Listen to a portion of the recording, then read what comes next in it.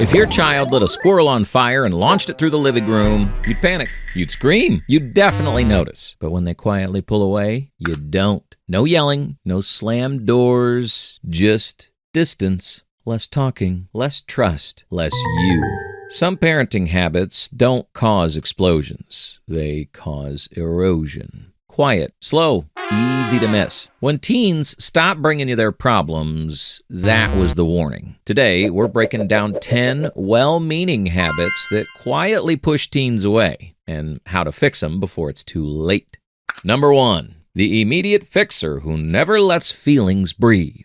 Your teen says, "I hate school." You hear distress. Your brain hears a problem to solve, so you respond with advice, strategies, perspective, a motivational speech, and somehow a TED Talk you did not rehearse but absolutely delivered. Your teen came in with a paper cut and you're building a prosthetic limb out of unsolicited advice. You're pacing, you're explaining, you're using hand gestures you didn't know you had. Here's the thing, you're not wrong, you're just early. When parents rush to fix emotions, teens don't feel supported, they feel corrected. What you mean is, "I care." What they hear is, "Your feelings are inconvenient. Let's sanitize them quickly." When emotions are loud, logic is on airplane mode. That's why research on emotional regulation shows resilience doesn't come from solutions. It comes from being felt first. Connection comes before correction. Always. So instead of launching into fix-it mode, try this. That sounds heavy. Then pause. Yes, an actual pause. Just long enough that your brain gets uncomfortable. Then ask, do you want help or do you just want me to listen? That question does two things. One keeps them talking. The other teaches them to stop bringing feelings to you. And most parents don't realize they're doing this because fixing feels like love. Fixing is only the first trap. The next one decides which emotions are even allowed to exist. Number 2, the good vibes only household. In your house, emotions have a dress code. Happy? Welcome in. Grateful? Pull up a chair. Sad, angry, overwhelmed, and confused? Yeah, let's reframe that. Every bad day gets a silver lining. Every problem gets a gratitude speech. Every meltdown gets hit with, "Look on the bright side. Others have it worse. At least you're lucky," which sounds positive, supportive, but to a teen, the translation is brutal. "Please hide your feelings so I can stay comfortable." This is what emotional censorship looks like. Not yelling, not punishment, just a quiet message that says, certain emotions are welcome here, others are not. And here's the twist most parents miss. Kids raised around toxic positivity don't become optimistic. They become emotionally constipated, smiling through sadness like a hostage in a toothpaste commercial. They learn how to smile while spiraling. How to say, "I'm fine," while falling apart. Berkeley research shows teens taught to suppress negative emotions actually develop higher anxiety and lower resilience later on. Sadness isn't dangerous. Anger isn't dangerous. Disappointment isn't dangerous. Unfelt emotion is. When feelings aren't allowed to exist, they don't disappear. They go underground. And underground feelings come back louder, messier, and usually at 2 a.m. Here's the permission slip parents don't realize they need. Your dinner table is allowed to sound like a therapy session sometimes. Your car rides are allowed to be quiet. Your teen is allowed to be upset without immediately being fixed. Because silence after sadness is not peace, it's distance. And then comes the flip. Your teen becomes the emotional adult. Number 3, the therapist parent who overshares. You told yourself you wanted to be real with your teen, open, honest, authentic. So now your teenager knows about your financial stress, your marriage arguments, your job resentment, and somehow your unresolved trauma from 2008. Congrats. You just gave a 15-year-old a crash course in existential dread. They came home from geometry, and now they're contemplating the futility of the American job market. Great talk. Kids are not your emotional storage locker. They're not your journal. They're not your unpaid therapist who accepts payment in awkward silence. Here's the part parents don't realize in the moment. When parents vent downward, Teens don't feel trusted, they feel responsible. They begin scanning you, watching your mood, holding things back so they don't tip you over. They start treating you like a sleeping bear in a nature documentary. Harvard family studies show teens who become emotional caretakers develop high anxiety, burnout, and a chronic sense that other people's feelings come first. That's not maturity. That's emotional load-bearing at age 15. And here's the uncomfortable truth. You're not modeling openness, you're transferring weight. Being human with your teen is healthy. Making them hold your adult problems is not. So, here's the filter that actually works. Share strength, not stress. Human, not heavy. You can say, this week was hard, but I'm handling it. You do not need to say, I don't know how we're going to pay bills, and your father is driving me insane. Tell your group chat, tell your therapist, tell the shower. It's heard worse. Just don't make your teen the one holding the emotional clipboard. And once a teen feels responsible for your mood, they start performing, which works great if you're running a reality show. This is where good intentions start changing how safe you feel to them. Number 4, the narrator parent who explains everything in real time.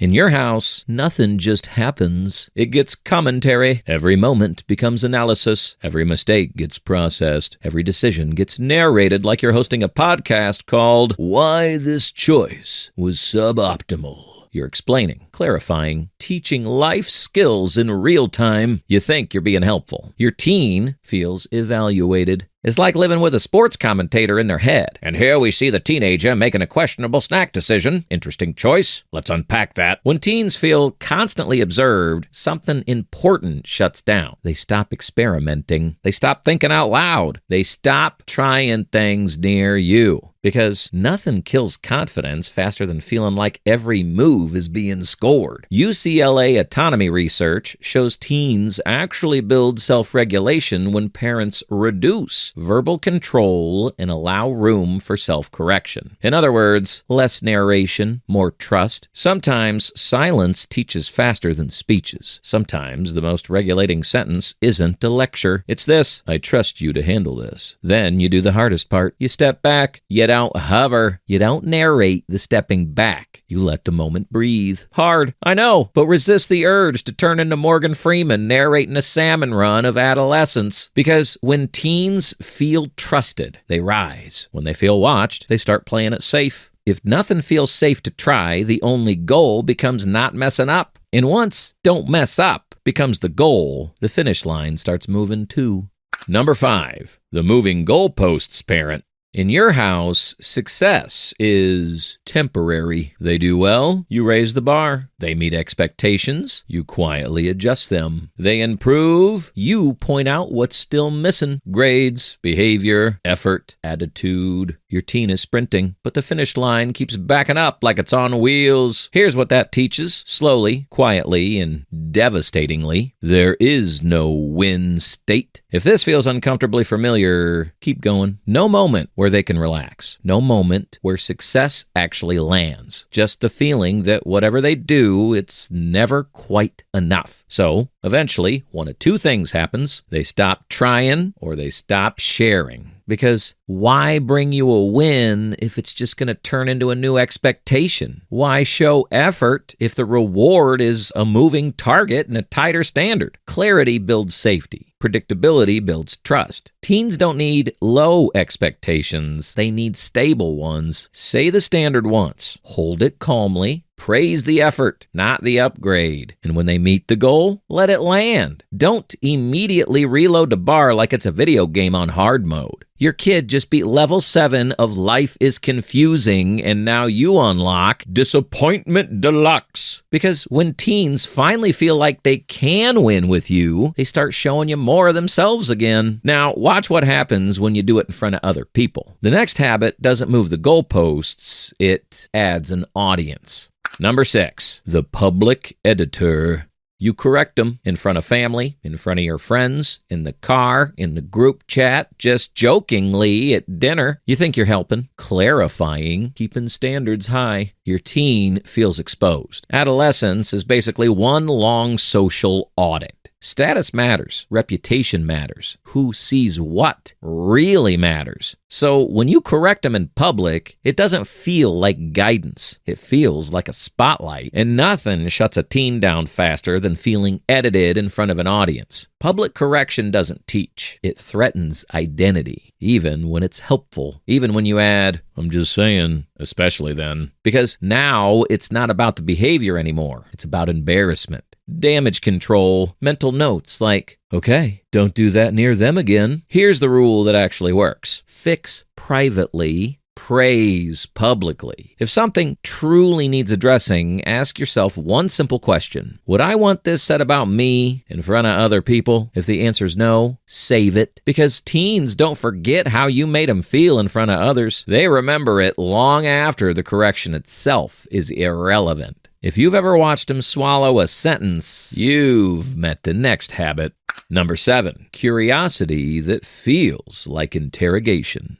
You're just asking questions. Totally normal ones. Reasonable ones. Just a lot of them. Very quickly. Without oxygen. Where were you? With who? How long? What did they say? What did you say? Why didn't you text? You call it interest. They experience it as a cross-examination. Your teen isn't having a conversation. They're mentally requesting a lawyer. Preferably one with a TikTok following and a soothing ASMR voice. Because when questions come rapid fire, teens don't feel cared about. They feel audited, and audits change behavior. People stop volunteering information. They start editing, summarizing, giving the safest possible answers. Nothing. Fine. Just stuff. That's not secrecy. That's self-protection. Teens shut down when conversations feel like data extraction. Connection isn't built by pulling information out of them. It's built by making space for it to come out on their terms. So instead of 20 follow-ups, try one sentence. "I'm here if you want to talk." And then comes the hardest part. You wait. You don't fill the silence. You don't circle back in 30 seconds with, "So anyway," you let the pause do the work. Because curiosity that feels safe invites sharing. Curiosity that feels investigative teaches teens how to disappear in plain sight. The next one looks harmless, it sounds funny, and it shuts everything down. This is how "we talk all the time" turns into "they tell me nothing." Number 8, the joking parent who dodges discomfort. You deflect with humor, you tease, you lighten the mood. Your teen finally opens up, and you crack a joke. Nothing cruel, nothing mean, just a little levity. You think you're keeping things light. They feel dismissed. Because to a teen, timing matters more than tone. And when humor shows up instead of empathy, the message isn't, "I'm fun." It's, "This is uncomfortable. Let's not go there." So they don't. They learn vulnerability is risky. The serious feelings get turned into punchlines. That opening up means bracing for deflection. And the irony is, humor is powerful. It builds connection. It relieves tension, not while their voice is still shaking. Rule of thumb, feelings first, comedy later. Connection before punchlines. You can still joke, you can still laugh, just not at the cost of being heard. Because once a teen decides you'll joke your way around discomfort, they stop handing you anything fragile. And when feelings get joked away, anxiety fills the gap. One day, your teen will mess up badly, and they'll pause before telling you. Not because they're hiding, but because they're replaying every moment you joked, corrected, rushed, or minimized. They'll ask one question internally. Is it safe to bring to them or not? That decision gets made years before the mistake ever happens. Number 9, the future anxiety projection booth. Every conversation somehow ends here. "When I was your age, you'll thank me later. You're gonna regret this. This is gonna matter for your future." Your teen isn't living in your past. They're surviving your anxiety about their future. It's like giving them a panic inheritance. No savings, just vibes. What feels like guidance to you feels like a countdown clock to them. Like every homework assignment is somehow a mortgage application. College, careers, mistakes, life trajectory. They're not hearing wisdom. They're hearing pressure. Harvard research shows parental parental anxiety directly predicts adolescent self-doubt, even when parents never say the fear out loud. Teens don't absorb panic through lectures. They absorb it through tone, through sighs. You think you're preparing them, you're infecting them. They second-guess everything, overthink normal choices, freeze instead of experimenting. Here's the reframe that actually helps. Your fear is understandable. It's just not transferable. Manage your anxiety privately. Process it with adults. Contain it. Don't make your teen the carrier, because when your kids grow up inside someone else's panic, they don't feel prepared for the future. They feel afraid of it, which leads to the most comforting lie parents tell themselves. Number 10, they'll learn it from experience lie.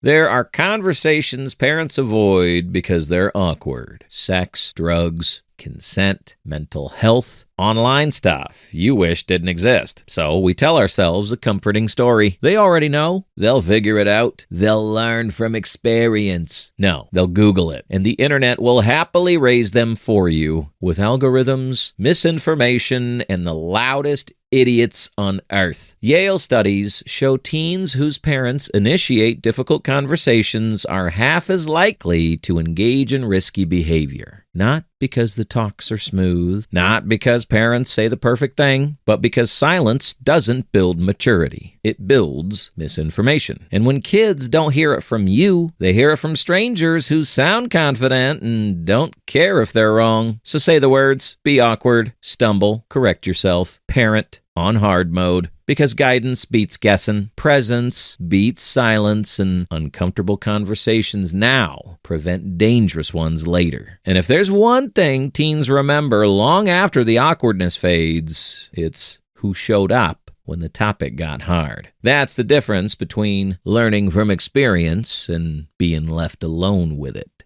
The emotional hangover parents don't see coming. Every one of these habits comes from good intentions. You wanted connection, peace, independence, protection, but intention doesn't cancel impact. And the hardest part, you don't see the effect right away. You see it years later in what they repeat, what they overcorrect, and how safe they feel with their own kids. The fix isn't perfection, it's repair. Be the parent, not the peer. Share vulnerability without handing them your weight. Say no clearly and explain why. Let them fail, then process. Validate sadness. Manage your anxiety privately. Say the hard things early. So yes, you've done some of these. Welcome to the club. The Oops, I accidentally messed this up club meets every Thursday. We bring humility and better boundaries. Your kid doesn't need a flawless parent. They need a self-aware one. Because one day, when they're raising a teenager, the best compliment they could ever give you is this: my parents weren't perfect, but they always owned it. That's the legacy that actually sticks. If this hit a little too close to home, the next video on screen explains why teens don't rebel anymore, they detach.